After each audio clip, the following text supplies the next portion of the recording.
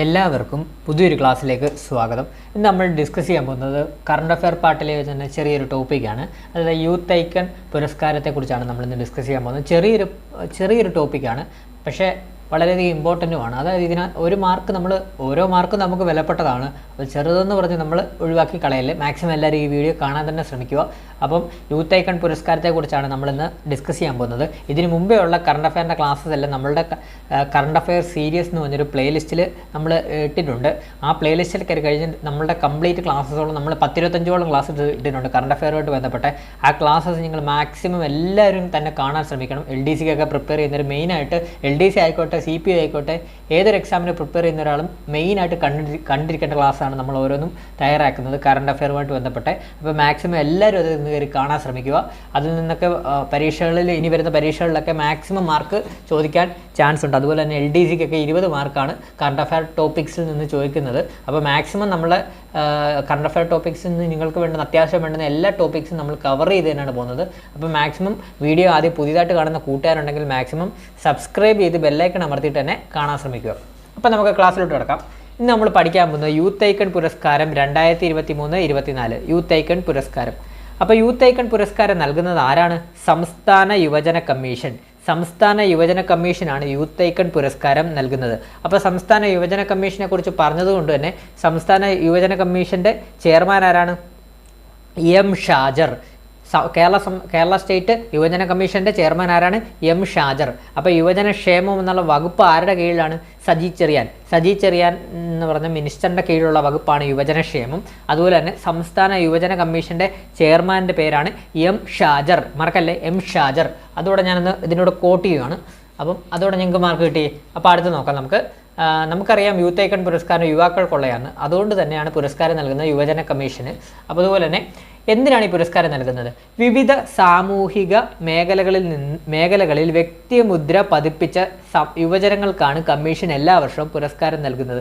അതായത് വിവിധ സാമൂഹിക മേഖലകളിലെ വ്യക്തിമുദ്രകളിലൊക്കെ പതിപ്പിച്ച യുവജനങ്ങൾക്കാണ് കമ്മീഷൻ ഈ എല്ലാ വർഷവും ഈ പുരസ്കാരം നൽകുന്നത്. അപ്പോൾ ഇത് പേരൊക്കെ തന്നെ നമുക്കറിയാം. യൂത്ത് ഐക്കൺ എന്ന് പറയുമ്പോൾ യുവജനങ്ങൾക്കാണ്. അപ്പം ആരാണ്? യുവജനങ്ങൾക്കായതുകൊണ്ട് തന്നെ ഇത് കേരളത്തിലെ യുവജനങ്ങൾക്ക് തന്നെ ആയതുകൊണ്ട് തന്നെ ആരാണ് പുരസ്കാരം നൽകുന്നതെന്ന് നമുക്ക് ഊഹിക്കാം. സംസ്ഥാന യുവജന കമ്മീഷൻ. അപ്പോൾ അതിൻ്റെ കൂടെ തന്നെ സംസ്ഥാന യുവജന കമ്മീഷൻ്റെ ചെയർമാൻ ആരാണ്? M. ഷാജർ. അതുപോലെ തന്നെ യുവജനക്ഷേമം വകുപ്പ് ആരുടെ കീഴിലാണ്? മന്ത്രി സജി ചെറിയാൻ്റെ കീഴിലാണ്. ക്ലിയർ ആയേ? അതുപോലെ തന്നെ കമ്മീഷൻ നിയോഗിച്ച പ്രത്യേക ജൂറിയാണ് അവാർഡിന് അർഹരായവരെ തിരഞ്ഞെടുക്കുന്നത്. അപ്പോൾ ഈ കമ്മീഷൻ നിയമിച്ച പ്രത്യേക ജൂറിയാണ് ഈ യൂത്ത് ഐക്കൺ പുരസ്കാരത്തിന് അവാർഡിന് അർഹരായവരെ തിരഞ്ഞെടുക്കുന്നത്. അതും ക്ലിയറായി.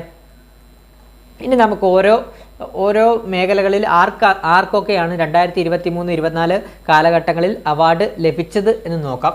നമുക്ക് ആദ്യം തന്നെ നോക്കാം. കലാ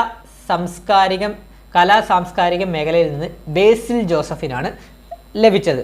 അതായത് സാംസ്കാരിക മേഖലയിൽ നിന്ന് യൂത്ത് ഐക്കൺ പുരസ്കാരം 2023 ലഭിച്ചത് ആർക്കാണ്? ബേസിൽ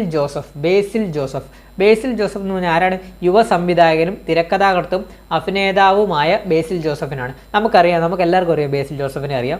മിന്നൽ മുരളി, അതുപോലെ തന്നെ ജയ ഹേ, അങ്ങനെ ഒരുപാട് സിനിമകളിൽ അദ്ദേഹം വന്നിട്ടുണ്ട്. അതായത് സംവിധായകനായും അതുപോലെ തന്നെ തിരക്കഥാകൃത്തായും അഭിനേതാവായും ഒക്കെ തിളങ്ങിയ ഒരാളാണ് ബേസിൽ ജോസഫ്. അതുകൊണ്ട് തന്നെയാണ് അദ്ദേഹത്തിന് സാംസ്കാരിക പുരസ്കാരം യൂത്ത് ഐക്കൺ 2023 ലഭിക്കാൻ കാരണമായത് നമ്മൾ തന്നെ ഓർത്ത് നോക്കിയാൽ കഴിഞ്ഞ ഒരു 2023 വർഷങ്ങളിൽ തന്നെ അദ്ദേഹത്തിൻ്റെ സിനിമകളാണ് മിക്കതും ഇറങ്ങിയതെല്ലാം.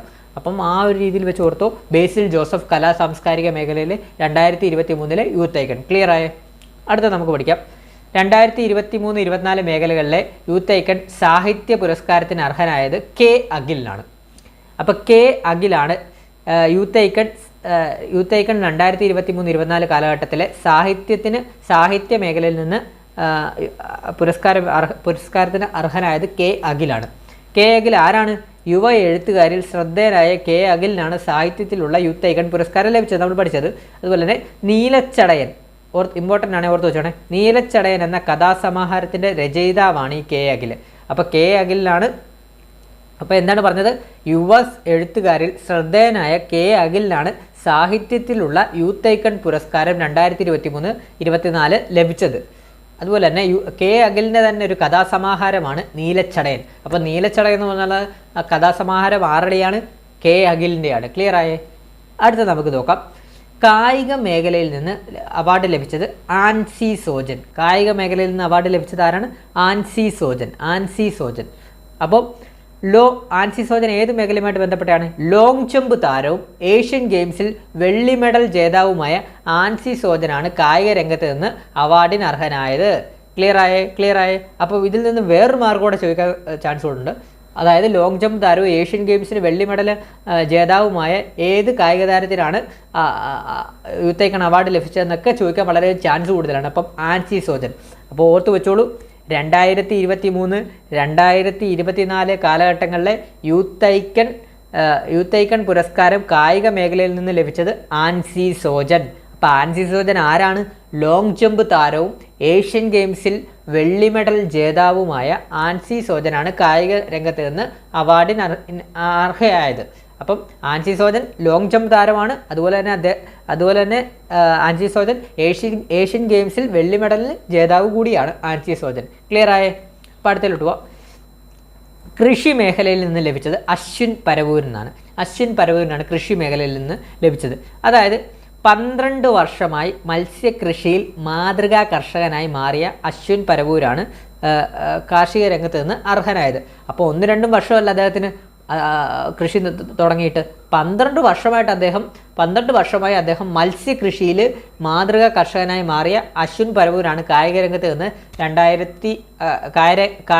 നിന്ന് അർഹനായത്. അപ്പോൾ ഒന്നുകൂടെ പറയാം, 2023-24 കാലഘട്ടത്തിലെ യൂത്ത് ഐക്കൺ പുരസ്കാരം കൃഷി മേഖലയിൽ നിന്ന് ലഭിച്ചത് അശ്വിൻ പരവൂരിനാണ്. അദ്ദേഹത്തിന് എന്ത് പ്രകാരമാണ് ലഭിച്ചത്? 12 വർഷമായിട്ട് അദ്ദേഹത്തിൻ്റെ മത്സ്യകൃഷിയിൽ മാതൃകാ കർഷകനായി മാറിയത് കൊണ്ടാണ് അദ്ദേഹത്തിന് ഈ അവാർഡ് ലഭിച്ചത്. ക്ലിയർ ആയ? കൃഷി മേഖലയിൽ നിന്ന് അശ്വിൻ പരവൂർ. ക്ലിയർ ആയ? അടുത്തത് വ്യവസായ മേഖലയിൽ നിന്ന് സജീഷ് കെ വി. അപ്പോൾ വ്യവസായം സംരംഭകത്വം മേഖലയിൽ നിന്ന് ശ്രദ്ധേയനായ യുവ സംരംഭകനാണ് ഈ സജീഷ് കെ വി എന്ന് പറയുന്ന ആൾ. അതുപോലെ തന്നെ കേരളത്തിലെ ലോകോത്തര നിലവാരമുള്ള സർജിക്കൽ ഉപകരണങ്ങൾ ഉത്പാദിപ്പിക്കുന്ന നിർമ്മാണ യൂണിറ്റ് സ്ഥാപിച്ചാണ് വ്യവസായ രംഗത്ത് സജീഷ് തൻ്റെ പ്രാവീണ്യം തെളിയിച്ചത്. അപ്പോൾ എന്താണ് 2023-24 കാലഘട്ടത്തിലെ യൂത്ത് ഐക്കൺ പുരസ്കാരം വ്യവസായം സംരംഭകത്വം മേഖലയിൽ നിന്ന് ലഭിച്ചത് സജീഷ് കെ വിക്കാണ്. സജീഷ് കെ വി ആരാണ്? കേരളത്തിൽ ലോകോത്തര നിലവാരമുള്ള സർജിക്കൽ ഉപകരണങ്ങൾ ഉത്പാദിപ്പിക്കുന്ന നിർമ്മാണ യൂണിറ്റ് സ്ഥാപിച്ചാണ് വ്യവസായ രംഗത്ത് സജീഷ് തൻ്റെ പ്രാവീണ്യം തെളിയിച്ചത്. ഇമ്പോർട്ടൻ്റ് ആണ്. ക്ലിയർ ആയത്? അടുത്ത നമുക്ക് പഠിക്കാനുള്ളത് സാമൂഹ്യ സേവന മേഖലയിൽ നിന്ന് ലഭിച്ചത് ശ്രീനാഥ് ആർക്കാണ്? ശ്രീനാഥ് ഗോപിനാഥ്. അതായത് സൈബർ സുരക്ഷാ മേഖലയിൽ ഈ വർഷത്തെ ഇന്ത്യൻ ഐക്കൺ അവാർഡ് നേടിയ ടെക് ബൈ ഹാർട്ടിൻ്റെ ചെയർമാനാണ് ശ്രീനാഥ് ഗോപിനാഥ്. അപ്പോൾ ഇതിൽ നിന്ന് വേറൊരു ചോദ്യത്തിനോട് ആൻസർ കിട്ടുമോ നമുക്ക്? സൈബർ സുരക്ഷാ മേഖലയിൽ ഈ വർഷത്തെ ഇന്ത്യൻ ഐക്കൺ അവാർഡ് ആർക്കാണ് ലഭിച്ചത്? ശ്രീനാഥ് ഗോപിനാഥ്. അതുപോലെ ഇന്ത്യൻ അവാർഡ് നേടിയ ടെക് ബൈ ഹാർട്ടിൻ്റെ ചെയർമാൻ ആരാണ്?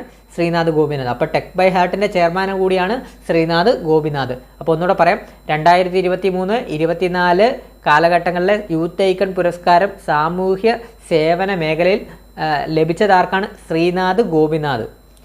സൈബർ സുരക്ഷാ മേഖലയിൽ ഈ വർഷത്തെ ഇന്ത്യൻ ഐക്കൺസ് അവാർഡ് നേടിയ ടെക് ബൈ ഹാർട്ടിൻ്റെ, അപ്പോൾ സൈബർ സുരക്ഷാ മേഖലയിൽ ഈ വർഷത്തെ ഇന്ത്യൻ ഐക്കൺ അവാർഡ് നേടിയ ടെക് ബൈ ഹാർട്ടിൻ്റെ ചെയർമാനാണ് ഈ ശ്രീനാഥ് ഗോപിനാഥ്. ക്ലിയർ ആയേ? അപ്പോൾ ഇത്രയാണ് നമ്മൾ 2023-24 കാലഘട്ടത്തിലെ യൂത്ത് ഐക്കൺ പുരസ്കാരങ്ങളെക്കുറിച്ച് പഠിച്ചത്. ഇനി നമ്മൾ പഠിക്കാൻ പോകുന്നത് യൂത്ത് ഐക്കൺ പുരസ്കാരം 2022-23 കാലഘട്ടം, അതായത് 2022-23 കാലഘട്ടം. 2023-24 കാലഘട്ടത്തിലേക്ക് ചോദിക്കാൻ ചാൻസ് കൂടുതലുള്ളൂ. എന്നാലും ഇത് ജസ്റ്റ് ഒന്ന് പേരറിഞ്ഞിരുന്നാൽ മതി. അതായത് കലാ സാംസ്കാരികം 2022-23 യൂത്ത് ഐക്കൺ പുരസ്കാരം ലഭിച്ചത് ആസിഫ് അലിക്കാണ്.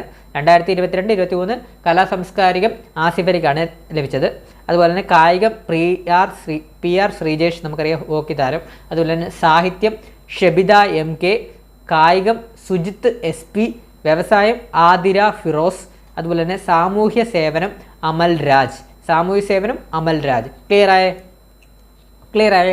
ഈ 2022-23 ജസ്റ്റ് ഒന്ന് പേരറിഞ്ഞിരുന്നാൽ മതി. പക്ഷേ 2023-24 കാലഘട്ടങ്ങളിൽ അവരുടെ എന്തൊക്കെ ബേസിലാണെന്നുള്ളതെല്ലാം നമ്മൾ ഓൾറെഡി പറഞ്ഞിട്ടുണ്ട്. അപ്പം ഇതെല്ലാം ഒന്ന് ജസ്റ്റ് ഒന്നുകൂടെ ക്ലാസ്സസ് ഒന്ന് റിപ്പീറ്റ് ചെയ്ത് കാണുക, കാര്യങ്ങളൊക്കെ കാണുക. അപ്പം ഇതെല്ലാം വളരെ ഇമ്പോർട്ടൻ്റ് ആയിട്ടുള്ള ടോപ്പിക്സ് ആണ്. അതായത് നമ്മൾ സിമ്പിൾ എന്ന് പറഞ്ഞ് കളയും, പക്ഷേ ഇതിൽ നിന്ന് ഒരു മാർക്ക് ചോദിക്കും. അതുകൊണ്ടാണ് നമ്മൾ ഓരോ മാർക്ക് നമുക്ക് വിലപ്പെട്ടതാണ്. 100 മാർക്ക് പരീക്ഷ എഴുതുമ്പം അതിലൊരു മാർക്ക്, ഓരോ മാർക്ക് നമുക്ക് വിലപ്പെട്ടതാണ്. ഒരു മാർക്ക് നമുക്ക് കളയാൻ പറ്റത്തില്ല ഇന്നത്തെ കാലഘട്ടത്തിൽ, കാരണം അതുപോലെ കോമ്പറ്റീഷനാണ്. അപ്പം ചാനൽ ആദ്യമായിട്ട് കാണുന്ന കൂട്ടുകാരുണ്ടെങ്കിൽ മാക്സിമം സബ്സ്ക്രൈബ് ചെയ്തിട്ട് തന്നെ കാണാൻ ശ്രമിക്കുക. അതുപോലെ തന്നെ വീഡിയോ ഇഷ്ടപ്പെട്ടാൽ ലൈക്ക് ചെയ്യുക, കമൻറ്റ് ചെയ്യുക, അഭിപ്രായങ്ങൾ കമൻറ്റ് ചെയ്യുക, അതുപോലെ തന്നെ ഷെയർ ചെയ്യുക. അതുപോലെ തന്നെ പുതിയതായിട്ട് കാണുന്ന കൂട്ടുകാരുണ്ടെങ്കിൽ മാക്സിമം സബ്സ്ക്രൈബ് ചെയ്ത് ബെല്ലൈക്കൺ അമർത്തിയിട്ട് തന്നെ കാണാൻ ശ്രമിക്കുക. പുതിയ കറണ്ട് അഫെയറുമായിട്ടൊക്കെ ബന്ധപ്പെട്ട പുതിയ ക്ലാസ്സസുമായിട്ട് ഉടനെ തന്നെ എത്തുന്നതാണ്. അപ്പം താങ്ക് യു ഓൾ.